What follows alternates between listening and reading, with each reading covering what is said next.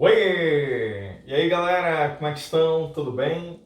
Pessoal, a aula de hoje a gente vai falar sobre um assunto que é muito importante, tá? Porque ele é a base de todos os assuntos que a gente vai ver em biologia, depende de citologia, tá? Ou seja, para a gente entender qualquer processo metabólico, a gente tem que entender citologia.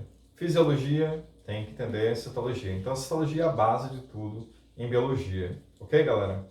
Então lá vai. Pessoal, uma célula eucariótica, tá? Ela tem quais estruturas, né? Como é que ela funciona? Vamos lembrar. Então, em volta dela tem a membrana plasmática, tá? E aqui dentro, né, dessa coisa toda aqui, um líquido, né? E esse líquido, então, que a gente chama de citoplasma. E esse líquido, especificamente, é chamado de aloplasma. E o citoplasma, na verdade, é a região que compreende a membrana e o núcleo da célula, tá? Então, o compartimento é delimitado por duas membranas, pela membrana plasmática e pela membrana nuclear. A membrana nuclear está delimitando, né, o núcleo, que é o DNA que está aqui dentro, com o nucleolo, certo? E o que está em volta, né, dessa coisa chamada citoplasma é que são as organelas citoplasmáticas. O que são organelas citoplasmáticas? As organelas, galera, são pequenos órgãos que realizam diversas funções, como se fosse um organismo, tá? E aí quer dizer que tem funções de respiração, de excreção, de digestão, de respiração, e aí vai, tá bom? Bem, vamos relembrar aqui essas funções básicas dessas organelas. Galerinha, então lá vai. Ó. Tudo começa com os ribossomos. Ribossomos são as organelas que têm a função de ler o RNA mensageiro. Então, o DNA está aqui, né, dentro do núcleo. Quando ele produz o RNA ele tem uma sequência de letras, né, que a gente chama de código genético, certo? E essa sequência de letrinhas, ó, A, U, G, C, ela é lida, né, exatamente por quê? Por esses ribossomos. E os ribossomos, então, eles fazem a leitura do RNA mensageiro e aí vai adicionar ali aminoácidos e assim ocorreu o quê? A síntese de uma proteína, tá? Então, quer dizer, qual é a função do ribossomo?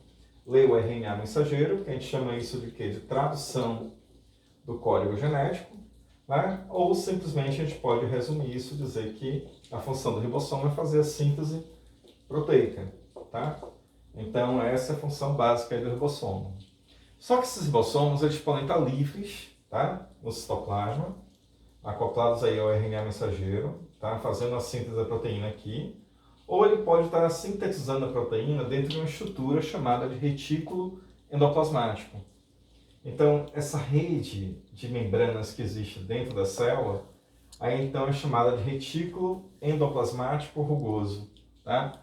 Aí esse retículo endoplasmático rugoso, qual é a função dele? Repara, ele é uma estrutura de membrana que tem aqui sítios de ligação para os ribossomos. Então, toda vez que existe aqui um RNA mensageiro no citoplasma, existe uma mensagenzinha, o ribossomo, essa proteína aqui, ó, vai ser no retículo endoplasmático.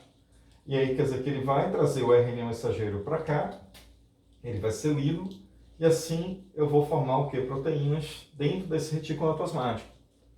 Então esse retículo acaba sendo também o que aqui? Um grande produtor de membrana dentro da célula, tá?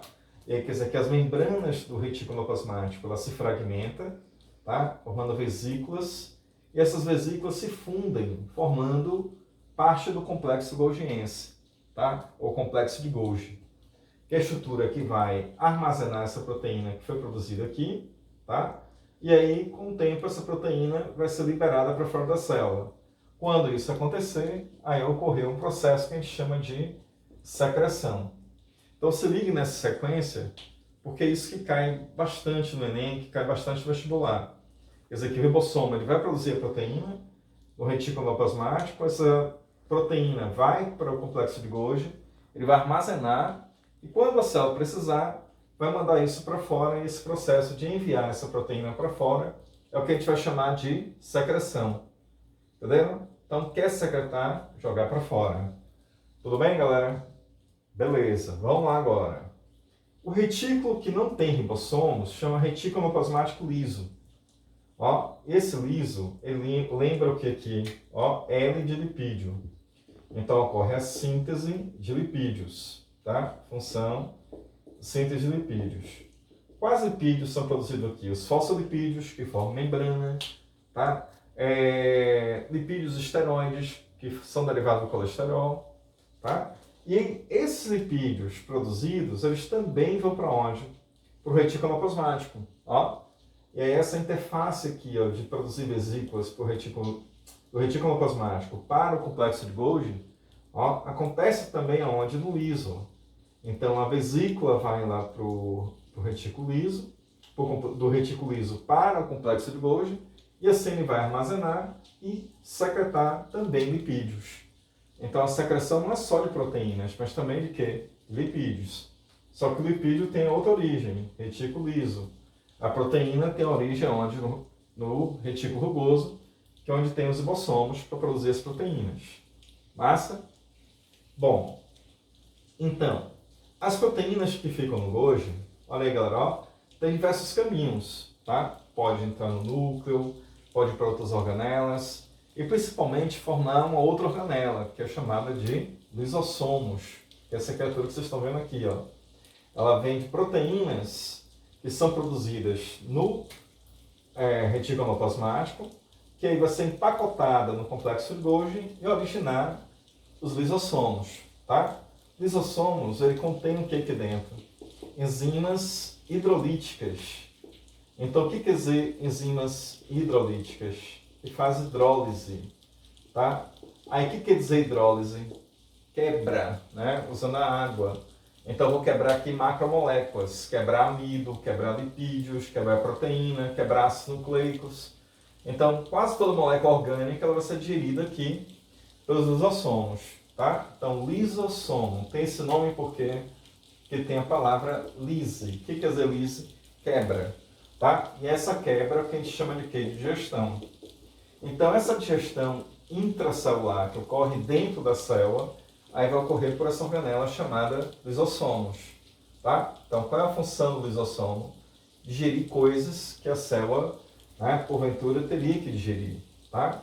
Principalmente quando ela faz um processo chamado de fagocitose. Então, a célula vai pegar uma macromolécula, uma molécula relativamente grande. Então, essa molécula grande, o que acontece é que ela tem que ser digerida, uma vez aqui dentro da célula. Então, o lisossomo libera enzimas, e essas enzimas ela vai atacar essa estrutura, essa macromolécula, digeri-la, tá? A célula absorve isso, e assim ocorre a digestão da partícula que entrou aqui. Entenderam agora? Então, a digestão intracelular. Essa digestão também pode ocorrer de estruturas dentro da célula. Quando isso acontece, a gente chama de autofagia.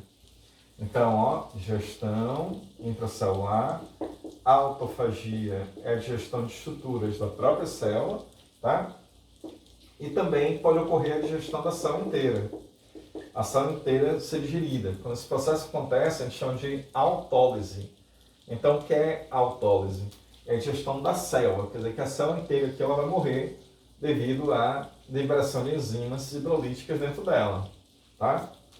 E aí esse processo também tem outro nome, chama-se apoptose. Então, o que é a apoptose? É a autólise aqui programada da célula, tá? Quando ocorrem alguns fatores, por exemplo, uma mutação, né? Uma mutação, então, que altera o DNA da célula. Existe aqui alguns genes de defesa. E esses genes, então, ativam os chamados genes de apoptose, que é o que faz com que a célula se mate, evitando que ela se torne uma célula cancerosa. Legal? Beleza, beleza. Peroxomos são organelas e dentro delas tem uma enzima chamada de peroxidases. Peroxidases são as enzimas que reagem com oxigênio. Então, o oxigênio ele é algo ruim, ele é algo danoso para a célula, porque ele oxida, ele provoca envelhecimento, né? Ele faz um processo que a gente chama de oxidação de tudo que encontrar pela frente, né? Quando produz radicais livres. Então, uma defesa contra o oxigênio, certo? É o peroxomo, que tem essas enzimas hidrolases, peroxidases. O que elas fazem? Ela reage ao oxigênio com hidrogênio, produzindo a chamada água oxigenada. E aí, mais tarde, uma outra enzima chamada catalase, de forma mais controlada, faz a reação inversa, produzindo, então, água e liberando oxigênio de uma forma segura, certo? Então, quer dizer, qual a função do peroxissomo?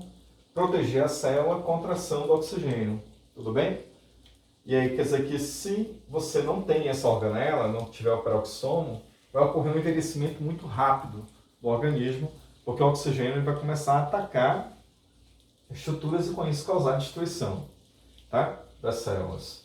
Bem, a mitocôndria, ela é a organela mais importante nessa história toda porque ela vai produzir o que aqui? Energia. Então a mitocôndria produz energia por um processo que a gente chama de respiração celular. Né? Então lembra, respirar quer dizer produzir energia. E quem respira é a célula, quem respira é a mitocôndria. E aí a mitocôndria, galera, ó, respiração, ela vai pegar comida, não é isso? E oxigênio, e com isso transformar a comida e oxigênio em energia. E essa energia que é chamada ATP, que é aí que vai dar energia para que tudo isso aqui aconteça. Legal? Aí só falta aqui agora mais uma organela para a gente fechar essa história aqui, ó. São centríolos. Então, o que são centríolos? São tubos, microtúbulos. Essa estrutura chamada de microtúbulos, elas aumentam e diminuem de tamanho. E aí, se aumentar e diminuir de tamanho, é super importante para formar estruturas nas células. Uma delas são chamados cílios. Ó, os cílios são pequenos, numerosos, que vai existir em algumas células do nosso corpo. Por exemplo, no corpo humano, isso vai existir nas fêmeas, que é lá na tubotelina, que é o que faz o movimento lá da tubotelina, dos cílios da tubotelina, para movimentar ali o embrião para ele cair lá no útero. Tá? Outro exemplo de células ciliadas são as células da traqueia. Ela tem um monte de cílios também para fazer o movimento ascendente de partículas, tá? Para daí sair lá do sistema respiratório. Bom, flagelos é outra estrutura que o centríolo também forma. Só que o flagelo vai existir em células como o espermatozoide. O espermatozoide é uma célula, então, que tem 3 partes, né? A chamada cabeça, o colo e a cauda. Essa cauda que é o flagelo que faz o movimento, né, em serpenteante, para fazer com que o espermatozoide se movimente. Tá? Bom, além disso, de formar cílios e flagelos, o centríolo também faz o papel do Homem-Aranha. O Homem-Aranha da célula, ele faz uma coisa chamada divisão celular. Ele participa da divisão celular separando os cromossomos. Então, lembra daquela história da mitose e da meiose? Ó, aqui está uma célula. E aí, o que acontece? Ó, aí tem uma estruturazinha chamada cromossomos. Então, o que acontece aqui? Ó? Aí os centríolos, Homem-Aranha, olha aí galera, ó, Homem-Aranha. Então, vai fazer o que aqui? Ó, tirar a teia. Aí essa teia a gente chama de fuso mitótico. Esse fuso mitótico, ó, tchum, tchum, tchum, atira lá, atira cá, atira lá, atira cá. E aí acontece o quê? Você vai puxar esses cromossomos e separar eles. Aí essa separação é o papel desses centríolos nesse momento aí da divisão celular, de separar cromossomos ou cromátides, né? Irmãs, quando ocorre aí a mitose, tá certo? Então, a gente só tem que agora focar onde? No complexo de Golgi para a gente fechar a nossa aula. Aí o complexo de Golgi, pessoal, além de armazenar e secretar as proteínas, né? Então, vamos escrever aqui, ó, armazena e secreta proteínas e lipídios, né? Como a gente viu, secreta substâncias. O que é que o Golgi também faz? Bom, ele também forma um capacete do espermatozoide, tá? Uma coisa chamada acrossomo. Aí que é o acrossomo, um capacete do espermatozoide. Então o espermatozoide está ali, tá? Como a gente desenhou aqui, ó. Olha aí, ó. Então essa partezinha aqui, o acrossomo, ali tem enzimas que vão digerir algo que existe em volta do óvulo, tá? Para que ocorra a fecundação, certo? Então, acrossomo é essa estrutura do espermatozoide. Além disso, o que é que o Golgi faz também? Ele associa proteínas a carboidratos, tá? A gente chama então isso de glicoproteínas ou glicosilação de proteínas. O que quer dizer isso? Glicosilar proteínas. Ó, significa adicionar carboidratos tá? As proteínas formando algo que a gente chama de glicocálice. Aí, o que é o glicocálice? São os receptores, né, de membrana.